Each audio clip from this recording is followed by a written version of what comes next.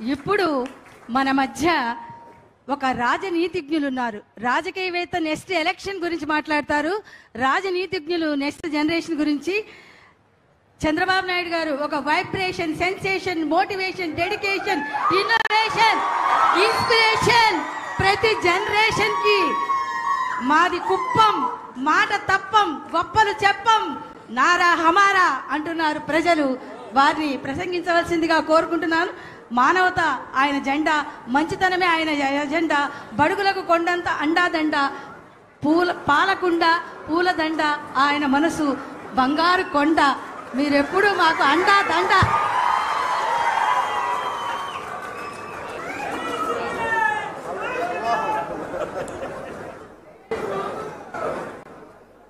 ఉప ముఖ్యమంత్రి, అటవీ శాఖ, పర్యావరణ శాఖ, అదే మరి పంచాయతీ రాజ్ శాఖ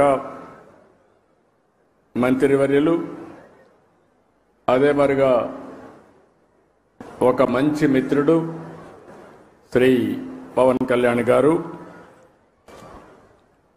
సహచర మంత్రివర్గ సభ్యులు, వేదికపై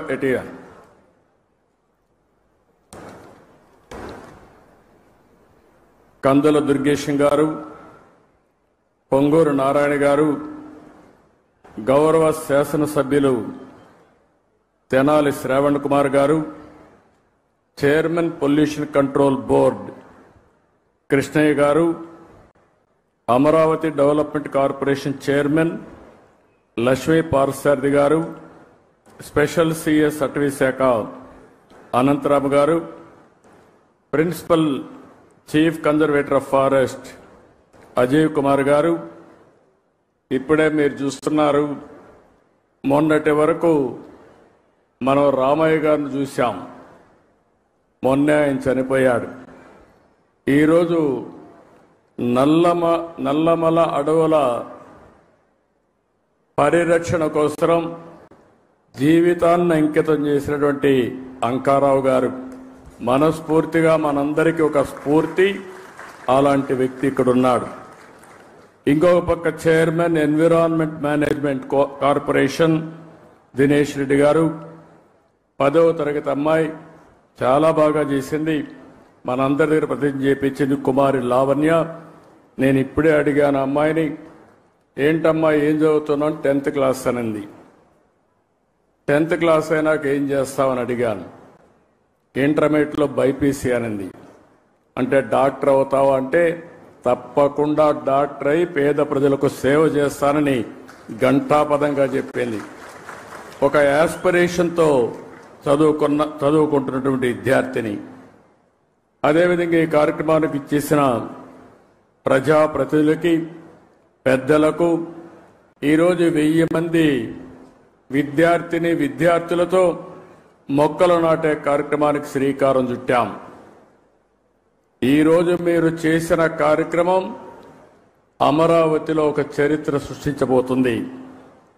ఈరోజు ఒక్కరోజే మన మిత్రులు ఉప ముఖ్యమంత్రి గారు చెప్పినట్టు 1 కోటి చెట్లను నాటుతున్నాం.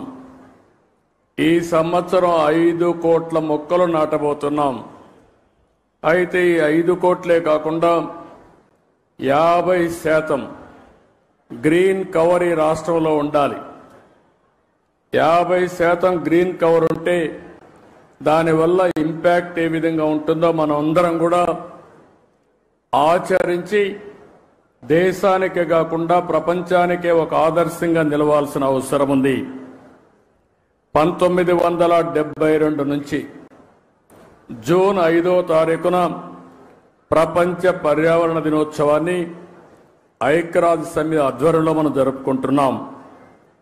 దీనికి కారణం మీరు చూస్తే ఈ సంవత్సరం ఒక థీమ్ ఇస్తారు, ఎండ్ ప్లాస్టిక్ పొల్యూషన్. ప్లాస్టిక్ పొల్యూషన్ని పూర్తిగా దీన్ని కంట్రోల్ చేయాలి. దీనికి ఏ విధంగా రీసైకిల్లో ఇవన్నీ ఉపయోగించాలి అనే విషయంలో అవగాహన పెంచడానికి తీసుకున్నాం. మన రాష్ట్రానికి మనం ఒక్కసారి వస్తే 37,421 చదరపు కిలోమీటర్ల అడవులు ఉన్నాయి.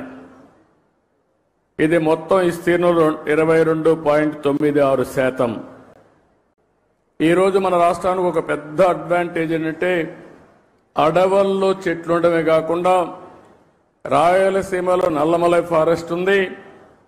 అదే రాయలసీమలో హార్టికల్చర్ పెద్ద ఎత్తున అభివృద్ధి అవుతా ఉంది.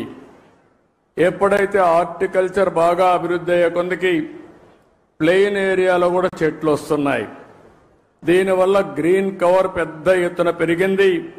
దీనికి ఉదాహరణగా మీరు చూస్తే ఈరోజు రాష్ట్రంలో 30.05% గ్రీన్ కవర్ ఉండే రాష్ట్రం మంది. దీన్ని 50% తీసుకుపోవాలనేది మనందరి లక్ష్యం. ఒకప్పుడు నేను 2 ఏళ్లు 3 ఏళ్లు చెట్లు కూడా ఉండేటివి, పెద్ద చెట్లు నాటేవాళ్ళం. ఒకప్పుడు కాంగ్రెస్ పరిపాలనలో మీరు ఒకసారి చూస్తే చెట్లు నాటడం అంటే వాళ్ళకి అవగాహన ఉండేది కాదు. ఫోటో కోసం చెట్టు నాటి ఫోటో అయిపోతానే చెట్టు ఎక్కడుందో కనపడేది కాదు. తర్వాత ఇటీవల గవర్నమెంట్ వచ్చింది, వాళ్ళకి చెట్లంటే తెలియని గవర్నమెంట్ అది. చెట్టు వల్ల ఉపయోగం తెలియదు, చెట్లు నరకడం తప్ప చెట్లు పెట్టనే గవర్నమెంట్ అది. ఆ రోజు మనం అందరం మాట్లాడుకున్నాం, ఎక్కడన్నా ముఖ్యమంత్రి హెలికాప్టర్లో పోతా ఉంటే కింద నుండే చెట్లన్నీ ఎగిరిపోతాయి. ఈరోజు నేను వస్తున్నా, మా ఉప ముఖ్యమంత్రి వస్తున్నాడు, ఎక్కడైనా ఒక్క చెట్టు నరుకుతున్నావా తమ్ముళ్ళు చెల్లెమ్మలు మీరే చెప్పమని మిమ్మల్ని అందరూ అడుగుతున్నా. చెట్లు పెంచడం బాధ్యత, చెట్లు నరకడం దుర్మార్గం. కొన్ని దేశాల్లో అయితే శాశ్వతంగా జైల్లో పెడతారు చెట్లు నరికితే. చెట్టు నరకాలంటే కూడా ప్రభుత్వ పర్మిషన్ ఇస్తే తప్ప చెట్టు నరకడానికి వీలు లేదు. చెట్టు నరికితే మనిషిని చంపినటువంటి నేరంగా చిత్రీకరించి వాళ్ళపైన యాక్షన్ తీసుకునే పరిస్థితి వస్తుంది.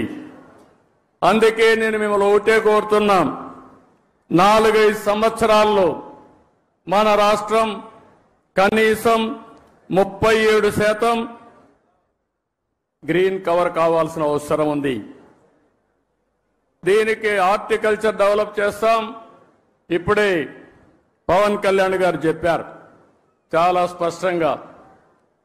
ఎప్పుడు కూడా నాకు ఒకసారి అనిపిస్తుంది, ఇవన్నీ మనం అనుకోవడం, ఇవన్నీ కానీ ఆచరించగలిగితే నేను ఒక మాట అడుగుతున్నా ఇక్కడ ఉండే వాళ్ళందరినీ, మీ లైఫ్లో 10 చెట్ల కంటే ఎక్కువ పెట్టి మేము పెంచుతున్నామని చేలిపైకెత్తండి. 10 చెట్ల కంటే ఎక్కువ. ఓకే, అందరూ ఆక్సిజన్ తీసుకుంటున్నారా లేదా? గాలి పీలుస్తున్నారా లేదా? మిగిలిన వాళ్ళకి గాలి పీల్చే అర్హత ఉందా?